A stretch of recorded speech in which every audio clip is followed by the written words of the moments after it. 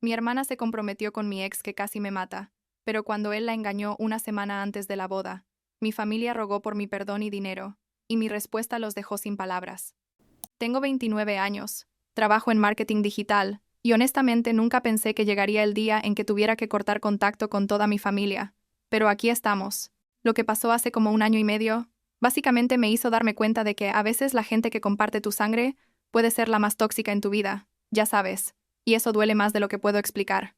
Supongo que debería empezar por el principio. Cuando conocí a Derek hace como 6 años. Tenía 23 años cuando lo conocí en un bar, y la verdad es que al principio parecía normal, tipo un chico común y corriente que trabajaba en construcción y tenía sus cosas en orden, o al menos eso pensé yo. Salimos como por 3 meses, nada serio realmente, y entonces descubrí que estaba embarazada. No sé, fue un shock total porque estábamos usando protección, pero estas cosas pasan, supongo. Cuando le dije, Derek se puso súper intenso con el tema del matrimonio. Tipo, me presionaba todos los días diciendo que teníamos que hacerlo por el bebé, que su familia era muy religiosa y que no podía tener un hijo fuera del matrimonio, y yo estaba asustada y confundida, y básicamente accedí porque pensé que era lo correcto. Mirando hacia atrás, debí haberlo visto venir. Las señales estaban todas ahí, pero yo estaba tan enfocada en hacer lo que se suponía que debía hacer que no presté atención. Nos casamos en una ceremonia pequeña en el juzgado, nada fancy, y al principio todo parecía estar bien. Pero literalmente como 2 semanas después de casarnos, Derek empezó a cambiar. Primero fue que empezó a llegar tarde a casa oliendo a alcohol. Luego descubrí que estaba gastando dinero en apuestas deportivas. Tipo perdía $200 o $300 a la semana en cosas estúpidas. Yo estaba embarazada de 3 meses en ese momento y trabajando tiempo completo en una oficina. Llegaba a casa cansada, y él estaba tirado en el sofá jugando videojuegos. Cuando le preguntaba sobre buscar trabajo o ayudar en la casa, se enojaba y me decía que yo era una nag, que lo estaba presionando demasiado, que necesitaba relajarme. Y yo tipo, estoy embarazada y trabajando 40 horas a la semana mientras tú no haces nada, y yo soy la que necesita relajarse. Las cosas empeoraron cuando tenía como 5 meses de embarazo. Una noche me desperté con un dolor horrible en el estómago. Tipo sentía como si algo estuviera muy mal, y le dije a Derek que necesitaba ir al hospital. Él estaba borracho.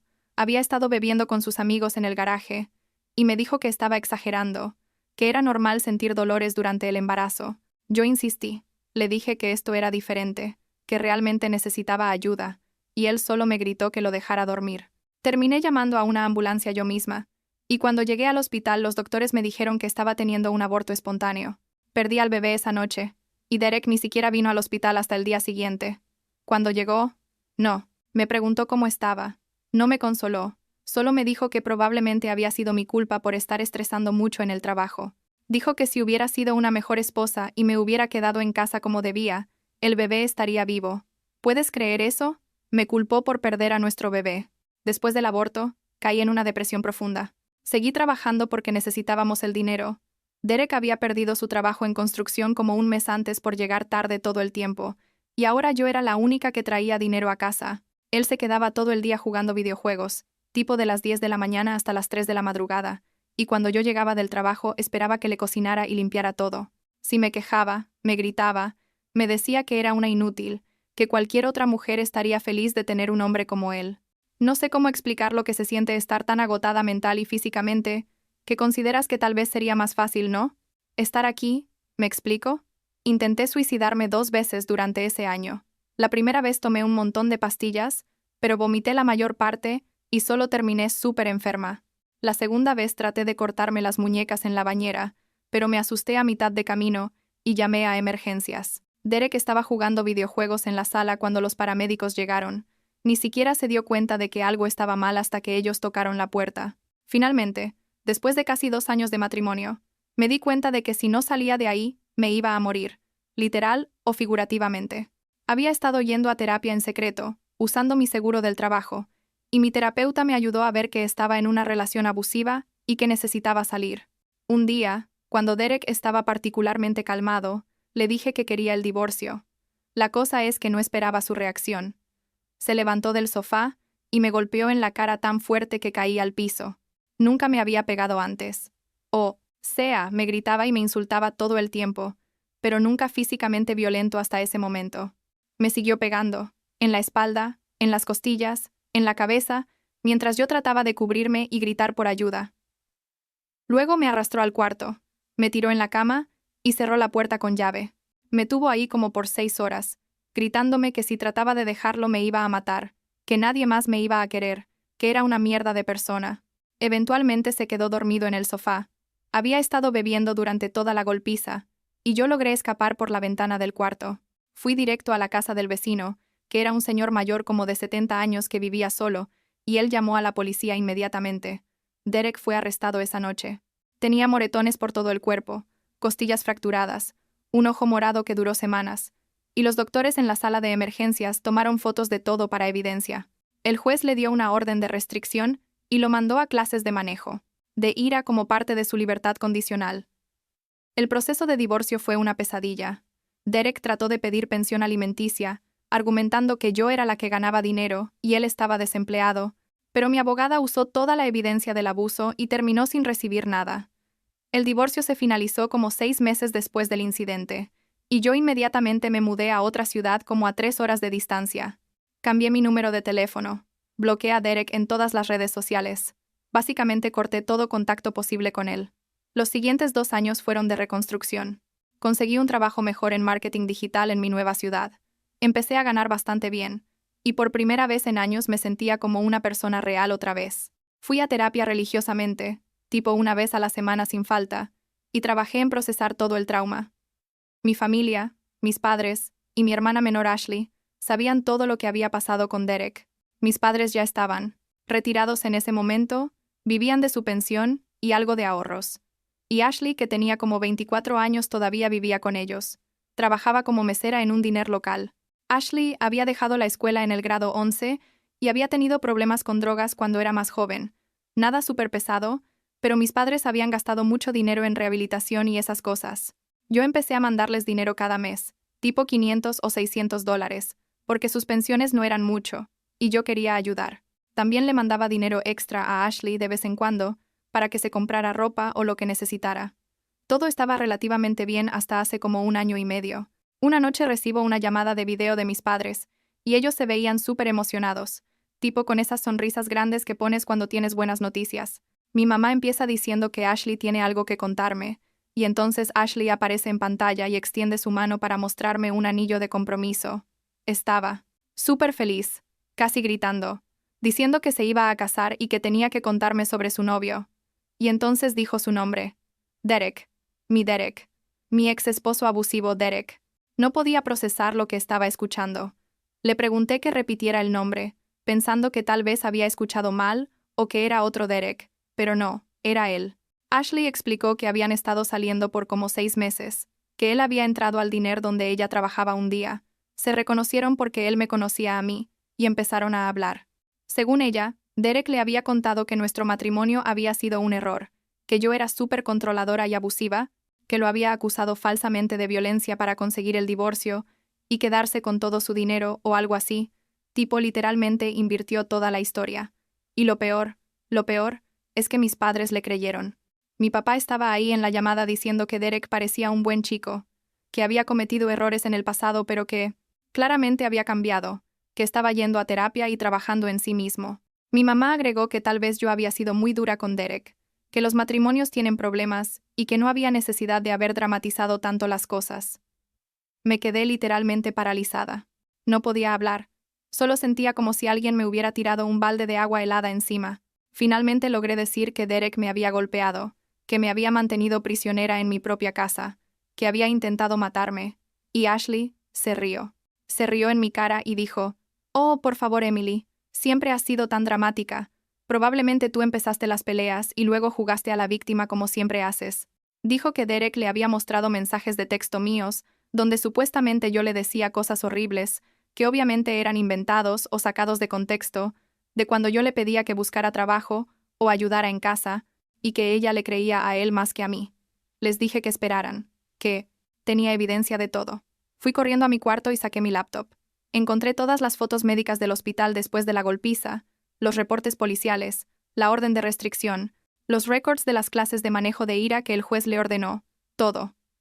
Volví a la videollamada y empecé a mostrarles cada documento, cada foto, explicando en detalle lo que había pasado.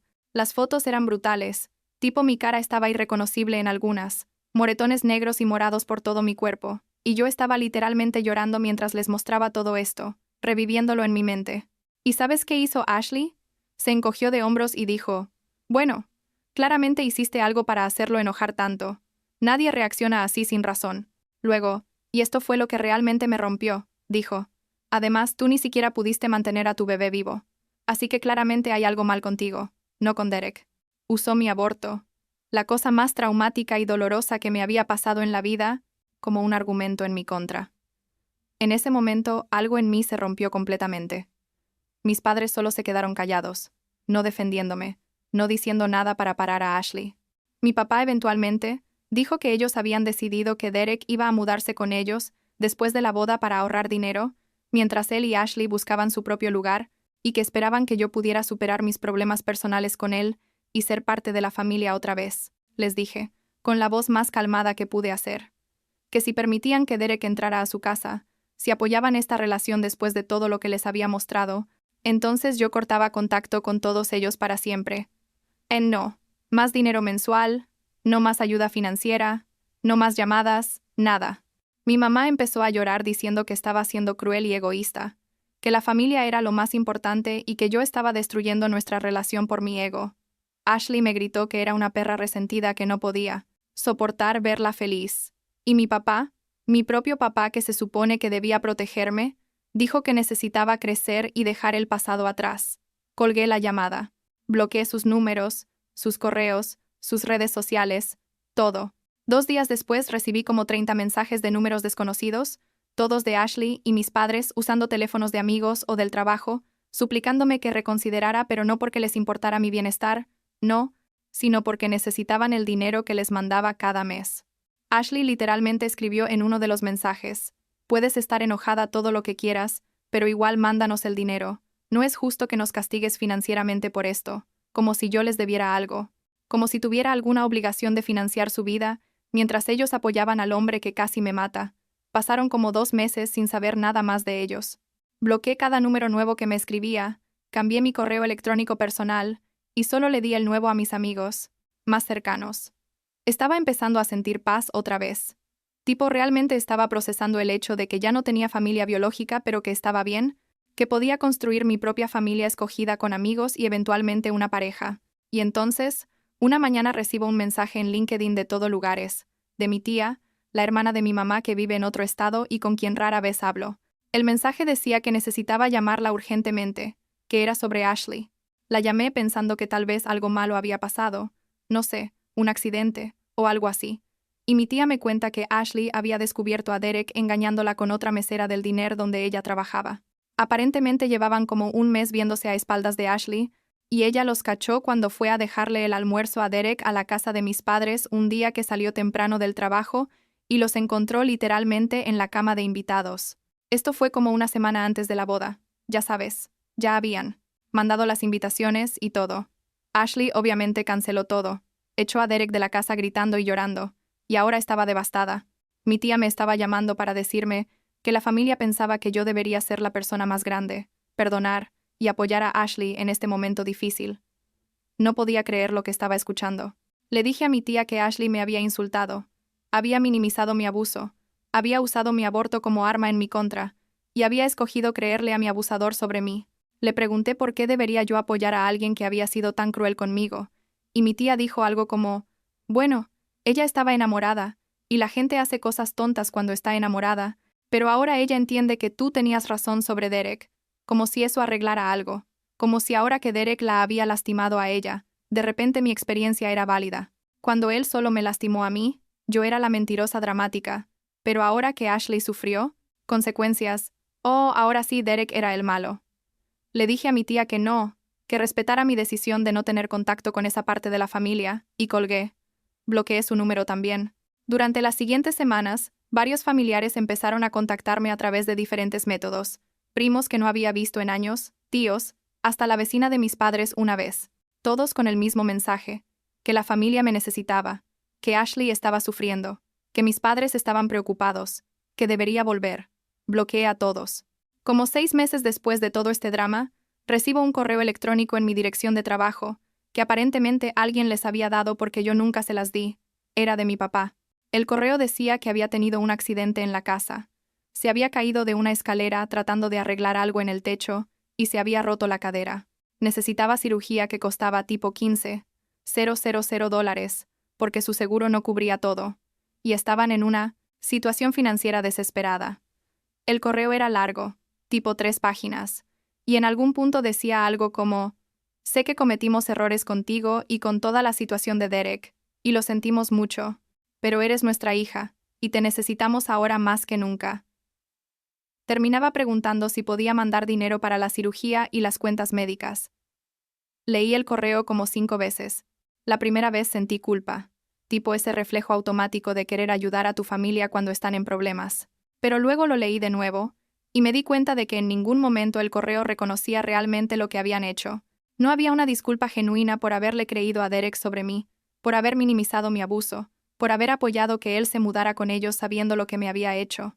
La disculpa era tipo: lo sentimos si te ofendimos, básicamente culpándome a mí por estar ofendida en lugar de aceptar que habían hecho algo objetivamente horrible, y lo más obvio, solo me contactaban porque necesitaban dinero. No me habían contactado para ver cómo estaba, para reconstruir la relación, para mostrar que realmente habían cambiado su perspectiva. Solo dinero. No respondí el correo, tampoco lo bloqueé, solo lo dejé ahí en mi bandeja de entrada sin contestar. Parte de mí quería escribir una respuesta larga explicando exactamente por qué no los ayudaría, dándoles una lista de todas las formas en que me habían fallado, pero honestamente ya estaba cansada. Ya había gastado suficiente energía emocional en esta gente. La verdad es que llegué a entender algo en esos meses de silencio, que no les debía nada, no les debía perdón, no les debía dinero, no les debía mi presencia en su vida. Ellos habían escogido apoyar a mi abusador sobre mí, su propia hija y hermana, y ahora tenían que vivir con las consecuencias de esa decisión. Avancemos a ahora. Han pasado como 8 meses desde ese correo.